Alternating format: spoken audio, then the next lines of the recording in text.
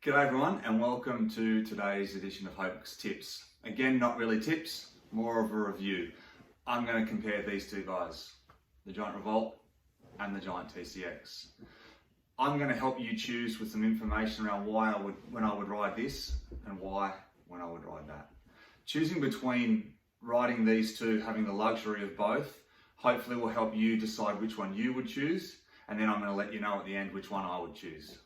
If you haven't seen the same review I did for the TCR versus Propel, go check that out either on my IGTV or YouTube. Just search Southern Hoax.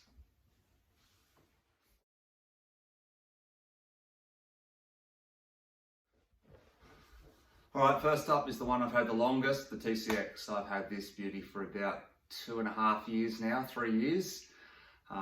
It was my race bike and it was kept that way. It's got a 1x11 by 28 cassette on the back, Di2 set up with buttons on both sides in case during a crash one of my levers is damaged, I can still change gears during a race. So I have to admit it's always been one of my favourites because I do love to race cross, but recently, a year ago, I picked up this Revolt and I've spent a lot of Ks on it. I've actually done more Ks on the Revolt now than I have done on the TCX, and I've had the Revolt for a year and the TCX for about 3. So I guess that's saying something.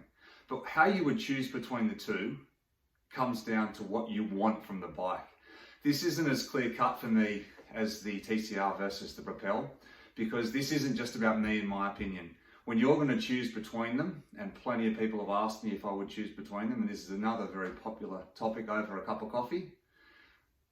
When you're going to choose between these, it really depends on what you want out of it. Are you going to do long gravel days in the saddle, or are you going to race cyclocross?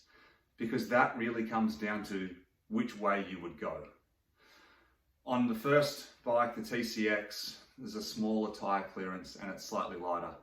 It's got much sharper steering so that when you're cornering and actually racing, it steers better, it corners better, and you will be faster through corners.